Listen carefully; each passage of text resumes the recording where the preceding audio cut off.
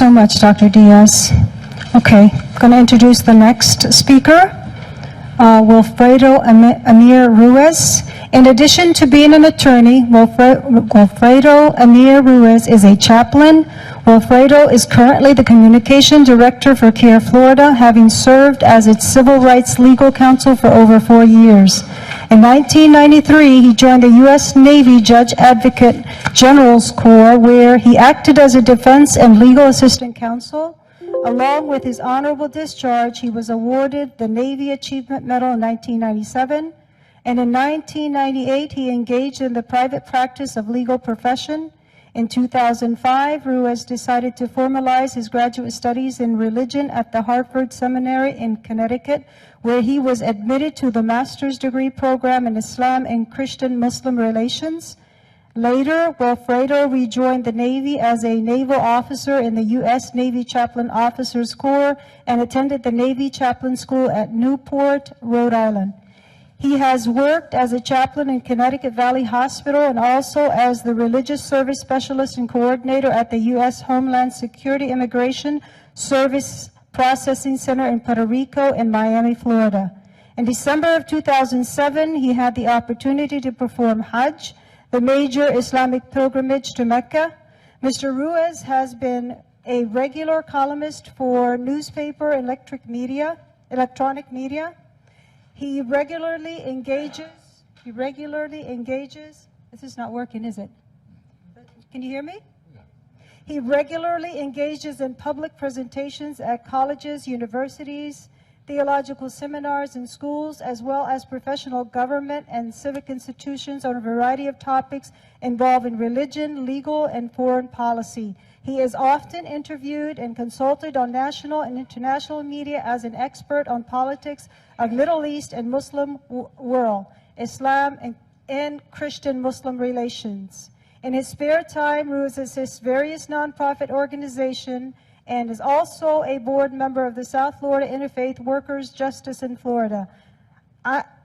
Amir, as he is often called, lives in South Florida with his family. He enjoys national and international traveling as well as reading up on theology, comparative religion, and international politics. His talk will focus on the diverse Islamophobic manifestations and Islamophobia industry reach. Please help me welcome Wilfredo Amir Ruiz.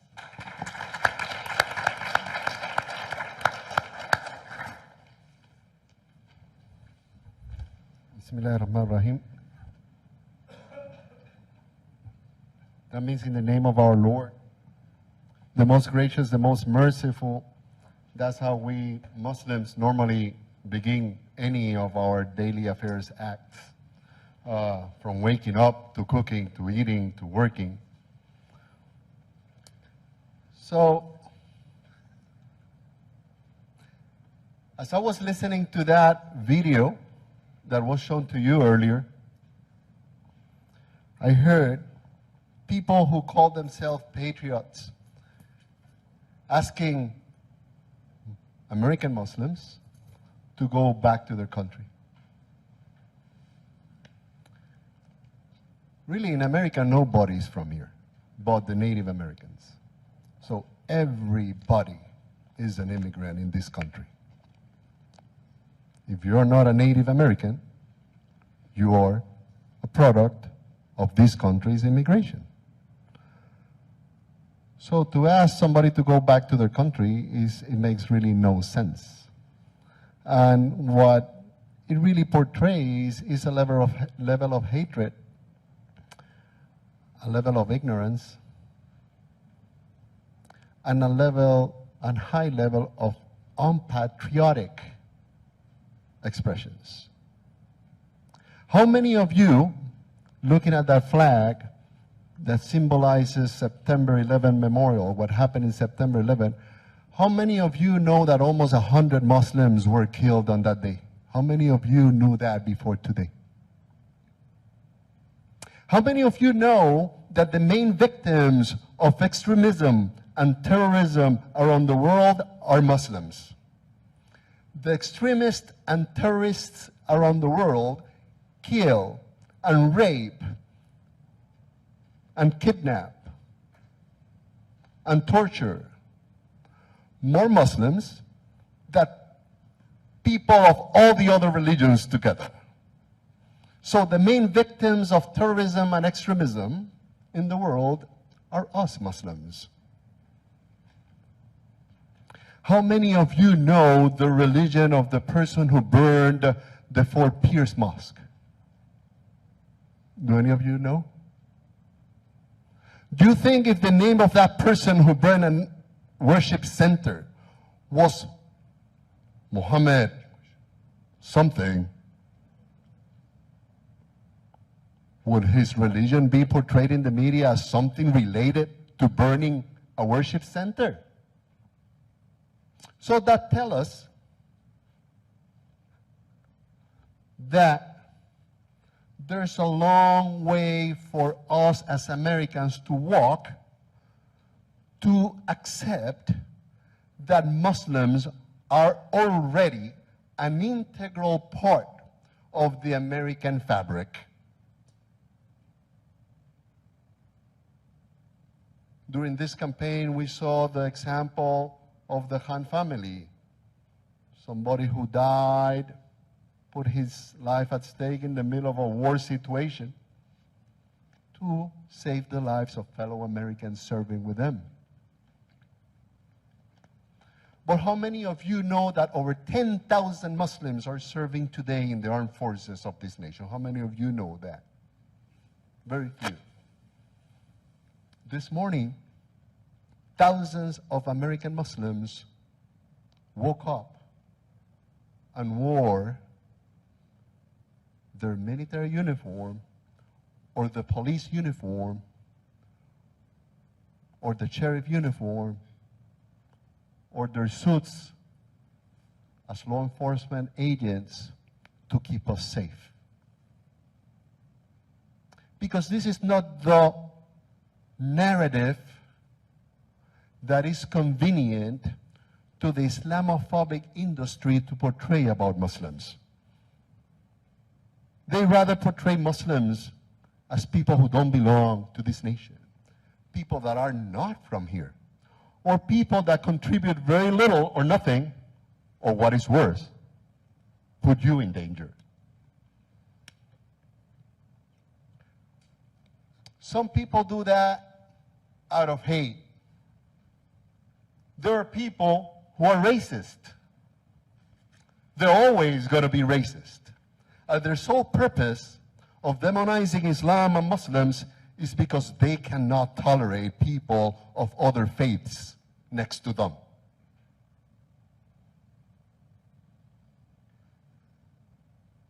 Those people, for the past generations, were fortunately for all of us operating in the margins where they belong. Because our nation, especially since Martin Luther King and Malcolm X offered their blood and lives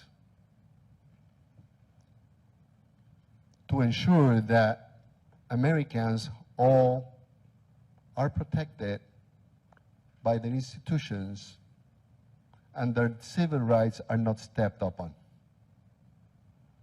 And today, we stop everything we do to commemorate Martin Luther King.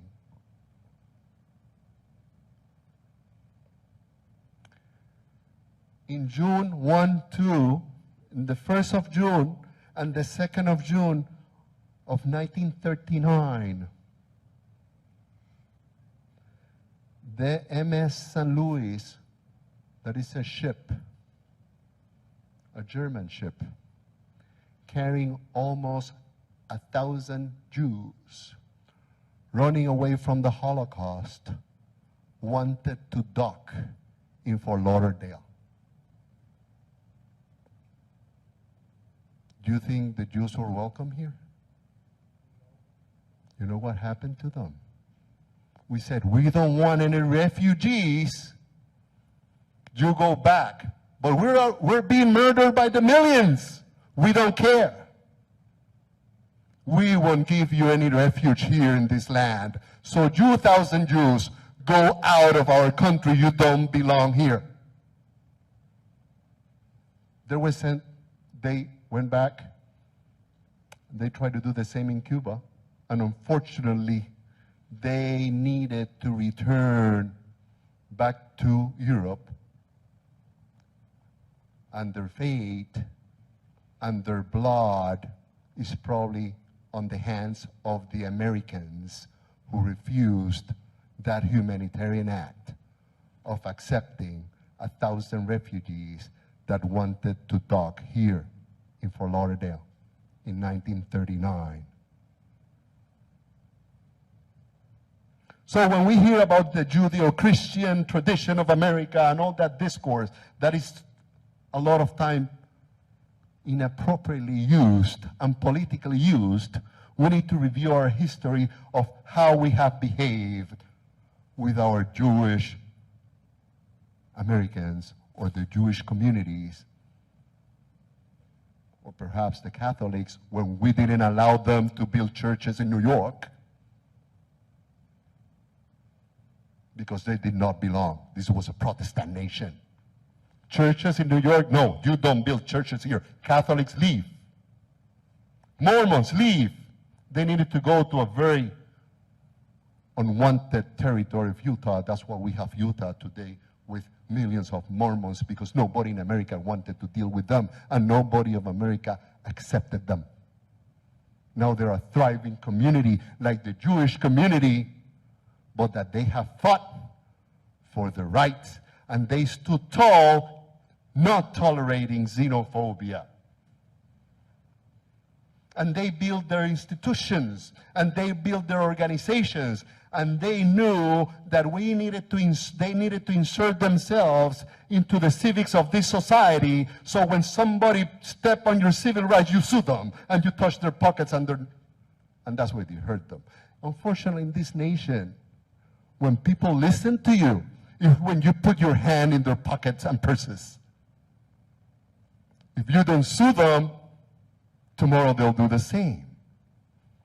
So that's why, as other communities have done in the past, the Muslim community organized, emulating the African American community organizations for civil rights, then AACP, the other Jewish organizations like ADL, into organizing, into having experts teams ready, standing by to protect their constituents against the ever-present racists and xenophobes, because somebody who hates a religious minority, they hate all religious minorities. So when you hear somebody slandering Islam and Muslims, and you do nothing, wait, because your turn will come soon. Because we are in a very dynamic society where the demographics are constantly changing. There were a couple of million Muslims probably 20 years ago. Now there are estimates that surpass the Pew Research Institute estimates of 3.1 million, and they put the Muslim population close to 10 or 12 million Muslims in America. There are over close to 200 Islamic centers in Florida only. We estimate Muslims in the Tri-County area of Palm Beach, Broward, and Miami to be close to 175,000, more or less the same amount of Muslims in the Hillsborough County and Tampa area. Another 100,000 in the Central Florida area. So we estimate that there should be around 700,000 Muslims in Florida alone. And Muslims are no longer necessarily immigrants. I'm myself Puerto Rican, and I'm a born American citizen. So were my parents, my grandparents, who have also served historically, generationally, to the armed forces. My grandparents, both of them served in the armed forces. My uncle was an Air Force major. My aunt was an Army colonel. My brother was a Navy lieutenant. I myself was also a Navy lieutenant. So people who are xenophobes, Islamophobes, they don't know that when I went to the chaplain school, I shared quarters with priests, with rabbis, with Mormons, with Buddhists. We were sharing quarters, rooms, meals, breakfast, classes. We worked together.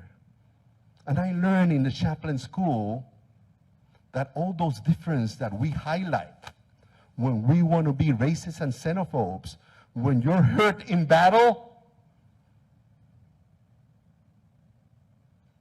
and somebody's calling for their chaplain, they say, could you bring a chaplain to me because I'm about to die? By the way, could you bring a Presbyterian Protestant chaplain to me? Do you think they do that?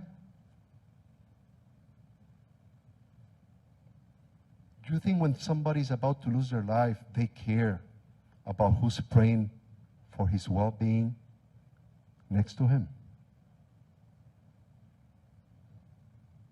That is what is really America. So people who have embraced, like the president-elect, that during his campaign, he embraced a xenophobic and Islamophobic discourse. And this rhetoric, what he's hurting is not the Hispanics. Who he's hurting is not the Muslims. When somebody embraces that political rhetoric, he's really hurting the essential fabric of what America is. So when any of us stand ill and we just tolerate it, you might be helping to promote it. A few months ago, I was in a synagogue sharing with a friend of mine, rabbi, a presentation on Islam in Islamic Spain, in Al-Andalus, from 711 to 1492. There were Islamic governments in Spain, and there was a time in history where the Jewish community thrived.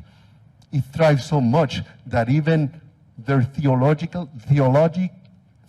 scholars like Maimonides, he thrived during that era of Muslim governments in Spain, and he was awarded the opportunity not to just participate with the people of his religion, but to be part of the government and to be close to the cabinet or people close to the caliph. That was when people can put away the fears that Dr. Diaz was talking about and say, how can we work together? So that is possible. It's not an utopia. So some people do it because they are just haters. They're racists. Very little you can do about it. But I'm going to just spend a couple of minutes driving your attention to this report. This is an Islamophobia report. This one was done, commissioned by the Council on American Islamic Relations, CAIR, and it was prepared by the University of California in Berkeley, the Center for Race and Gender.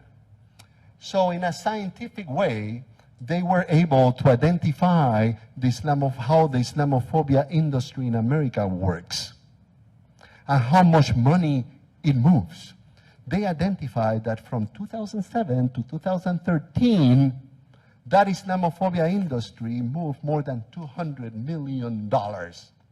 So there are people that are Islamophobes, and they're haters, and they carry this discourse against Islam and Muslims, demonizing Islam, stereotyping Muslims, because they make a living, a good living out of it.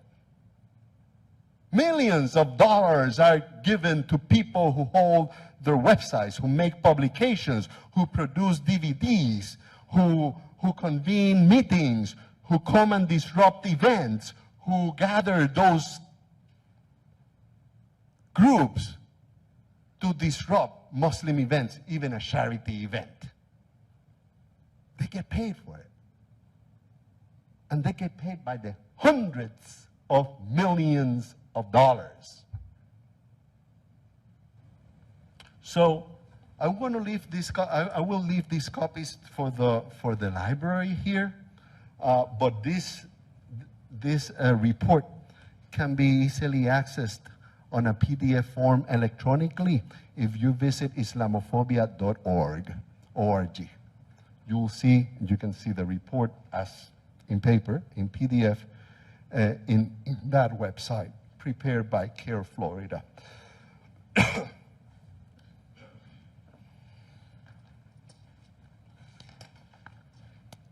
From 2014 to 2015, we experienced in Florida, just in Florida, a 500% increase on hate incidents and hate crimes. From 2014 to 2015. Already, we are experiencing record numbers of Islamophobic incidents in Florida. Bullying to our kids. When people call, our office in CAIR-Florida, we received this past year over 1,000 calls of people asking for our help. Over 1,000 per year. I got a call a few months ago actually. My kid is being a victim of bullying at school. I say, okay, ma'am, what we usually do, we try to bring the other kids' parents together, talk about the discrepancy that is going among the kids, because kids are kids. Probably we can fix this in an educational meeting. Say, no, you don't get it, attorney.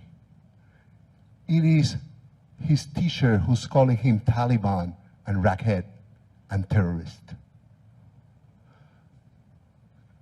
So, when a Muslim parent leaves their kids at school and trusting them to be protected by the administration and teachers, what he's finding, unfortunately, here in Florida, many cases of bullying by teachers. Needless to say, the most prominent Islamophobic expressions, like the setting on fire of the Fort Pierce Mosque, Muslims' houses being shot at, cars being driven against women while exiting the mosque, women being asked here in Palm Beach to leave a shopping center when they're in line to buy their food in a food court in a shopping center, I mean in a mall. You need to leave, ma'am. Why? I'm buying food for my kids. No, you cannot be dressed like this in the shopping mall. Leave now. Or a woman pouring gas. I want $20 of gas in Port 4. Hey, come here. We don't want you kind of people here. Go, get the gas somewhere else. These are real cases. These last two are here in Palm Beach County. But we can go on and so on and so on and come to the conclusion that these organizations that are here in some posters inside it, it's called the Outer Court, are helping fund the Islamophobia industry. And also, it identifies who are the actors of the Islamophobia industry. And guess what? Do you think there are Muslims in the Islamophobia industry? Yes. Do you think there are Jews? Yes. Do you think there are Christians? Yes. Do you think there are atheists in this list? Yes. Because what happened, and this is something that I want you to take with you home, that extremism and intolerance, they don't have a religion.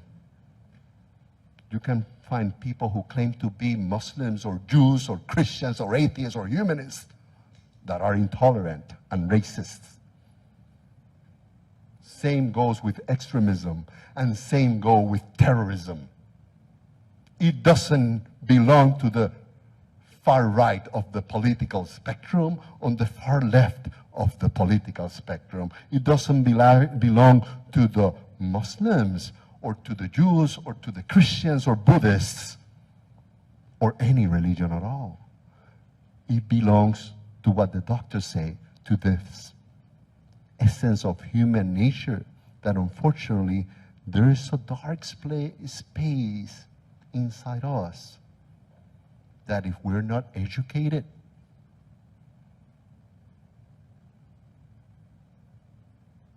it goes the wrong way. Do you think any of us are born a bigot? What do you think a 2-year-old black guy will do with a 2-year-old Chinese guy and a 2-year-old Russian guy if they meet? What do you think they're going to do? I bet you they're just going to start playing. Because of bigotry, hatred, Islamophobia, xenophobia is learned. And unfortunately, it's learned by the adults. But it is a reality. It's a reality in our neighborhood. And it's a reality that affects us all. Islamophobia is not a problem of the Muslim community. It is a problem of all of us here in America. So we're going to have a Q&A session at the end. I'll be more than welcome to answer your questions. Thank you for your attention.